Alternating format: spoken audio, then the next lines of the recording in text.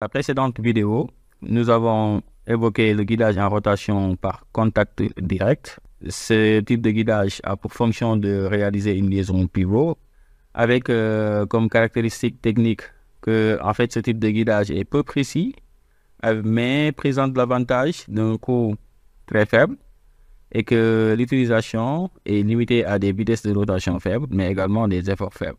En termes de montage, il fallait juste respecter entre l'arbre et l'alésage un ajustement avec un jeu radial. C'est ce qu'on a ici. Mais également, il faut prévoir un jeu axial. Globalement, c'est ça qu'on avait vu dans la vidéo précédente, sans oublier le fait qu'avec ce type de guidage, les frottements sont élevés. Voilà ici un exemple d'utilisation du guidage en rotation par contact direct avec l'exemple d'une roue de chariot que l'on a ici et que l'on doit utiliser pour le déplacement du chariot. Dans ce type de montage par contact direct, on le voit sur ce schéma, l'assemblage est directement effectué avec l'arbre et l'alésage sans pièces intermédiaires. Et là, ça pose un problème avec ce type de solution parce que les frottements sont assez élevés. Et qui dit frottement, dit forcément échauffement et finalement de l'usure. Donc, en termes de maintenance, ce n'est pas la plus intéressante comme solution. Pour améliorer le problème de frottement qu'il y a sur le montage par contact direct, il faut maintenant penser à une autre solution qui utilise des éléments intermédiaires entre l'arbre et l'alésage. Et ces éléments-là, on les appelle des coussinets. L'idée est d'interposer le coussinet entre l'arbre et l'alésage, ce qui va faciliter un fonctionnement silencieux, parce qu'il y aura moins de frottement, mais également, en termes de maintenance, cette solution est beaucoup plus intéressante. Ici, sur la vue éclatée, nous avons deux coussinets en rouge qui vont permettre de faire le guidage en rotation entre l'arbre et l'alésage, en jaune qui est ici en galet. Le principe, c'est donc d'interposer un coussinet entre les deux. Ce type de guidage a pour fonction de réduire les frottements, tout en faisant un guidage en rotation, bien sûr. Alors, l'avantage que ça offre, c'est que en fait, le fonctionnement ici, il est silencieux et que également, on a plus de vitesse de rotation. Nous avons le coussinet simple qui est en métal à base de bronze. On le voit bien ici sur le motif de hachure utilisé. Également un coussinet à collerette. La différence avec le premier, c'est la présence de cette surface-là avec un épaulement. C'est ce qu'on appelle la collerette. On peut avoir aussi le coussinet sphérique qui est souvent utilisé pour réaliser une liaison rotule. Le coussinet composite qui est constitué de métal avec un revêtement qui peut être du caoutchouc, qui peut être du bronze, en tout cas un métal qui offre un bon coefficient de frottement. Également, il y a les paliers lisses et les coussinets polymères, donc à base de caoutchouc. Alors, pour le montage des coussinets, la règle principale est que le coussinet doit être monté serré dans l'alésage et glissant sur l'arbre. On le voit ici avec les illustrations.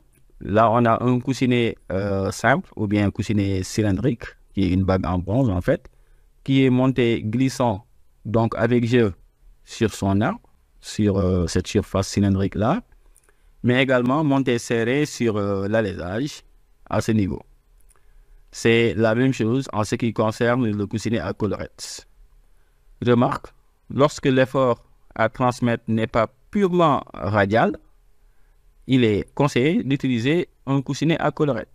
Ici, l'effort n'est pas purement radial puisqu'il y a une composante axiale. Et dans de tels cas, il faut utiliser le coussinet à collerette afin de pouvoir supporter ces efforts axiaux. Exemple de montage de coussinet. Ça doit être monté serré sur son arbre. Ici, avec un ajustement H7, F en minuscule, F7.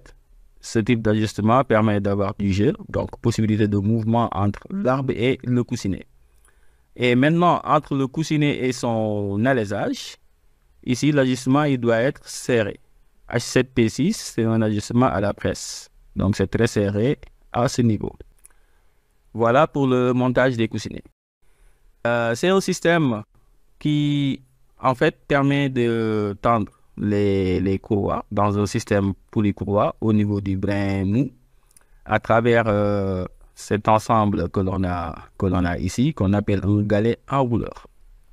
Voilà, c'est constitué de 3 sous-ensembles. Un ensemble galet qui est ici, qui va être en contact avec la courroie, d'un ensemble bras qui est pivotant et d'un ensemble fixe.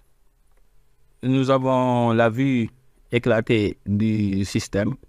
Alors, ce qui est intéressant de voir à ce niveau, sur ce dessin-là, c'est la présence de la pièce numéro 7 que l'on appelle coussinet. Le montage entre le coussinet et la pièce numéro 4 ici, plus donc tout ce qui se passe sur cet axe-là, en fait, c'est une solution technologique de guidage en rotation qui utilise un coussinet. Pour répondre à la question numéro 5, on veut entourer sur le schéma cinématique qui est ici à droite, la liaison pivot entre l'ensemble galet et le bras. Ici, on a 2 liaisons pivots. Ça, c'est une liaison, ça également. Alors, parmi ces deux-là, quelle est celle qui correspond à l'assemblage que l'on a? C'est ce qui se passe ici. Je vous ai montré ça tout à l'heure. On utilise un coussinet pour cela, à ce niveau. Donc, ça va être cette liaison-là. Voilà la solution. Question suivante. On veut déterminer la pièce sur laquelle le coussinet repéré 7 est monté serré. Pour rappel, un coussinet il est monté serré sur son alésage. Donc le coussinet va nécessairement être monté serré ici, sur cette surface, c'est sur la poulie repérée 4.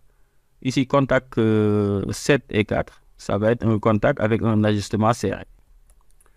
Sur le schéma ci-contre, on remarque la présence d'un jeu. Un jeu, c'est ce qu'on appelle un écart. JB, c'est le nom du jeu que l'on a ici.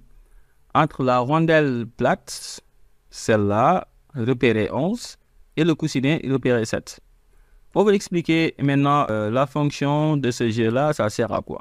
Alors, ce type de jeu qu'on doit prévoir également au montage de coussinet, ça permet d'avoir une rotation fluide. Voilà, donc une rotation sans frottement excessif de l'ensemble tournant. Parce que sans ce jeu-là, ça va être très difficile à l'arbre de pouvoir tourner. Les frottements vont être importants ici entre la rondelle et le coussinet. C'est pour ça qu'avec ce type de montage, 2 conditions sont à respecter toujours, le jeu axial et l'ajustement que l'on doit avoir entre le coussinet et son alésage, mais également entre le coussinet et son arbre. Quelle est la matière du coussinet qui est repéré 7? Si on regarde bien ici, la matière utilisée sur la pièce numéro 7, ça ressemble à ça. C'est donc du bronze.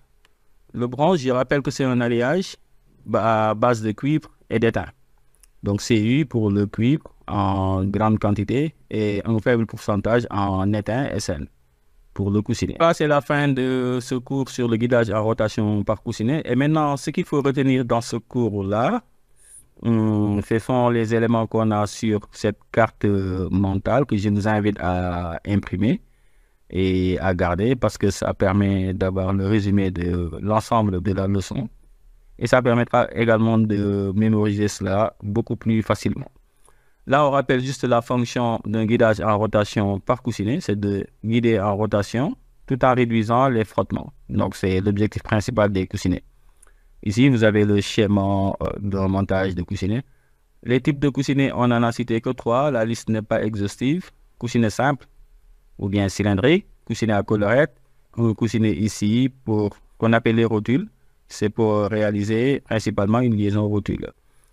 Alors, comme avantage, avec ce type de coussinet, on peut aller à des vitesses très élevées et que le fonctionnement est silencieux. En termes de montage, ça doit être monté avec jeu ou bien glissant sur l'arbre et serré au niveau de l'alésage. Voilà, on en a vu des exemples dans le cours. Ces types de coussinets-là ont de bonnes caractéristiques de frottement entre l'arbre et l'alésage.